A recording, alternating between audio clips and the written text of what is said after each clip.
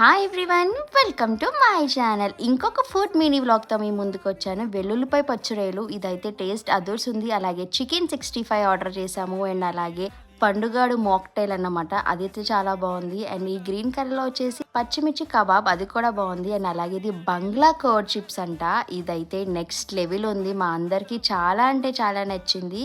And అలాగే కొరమేను fish kebab order చేసాం. ఇదైతే ఇంకా ఇట్లా నోట్లో పెట్టుకోగానే కరిగిపోయింది అన్నమాట, అంత బాగుంది. అండ్ ఈ రెస్టారెంట్ ఏంటనేది లాస్ట్ వరకు వెయిట్ చేయని చెప్తాను.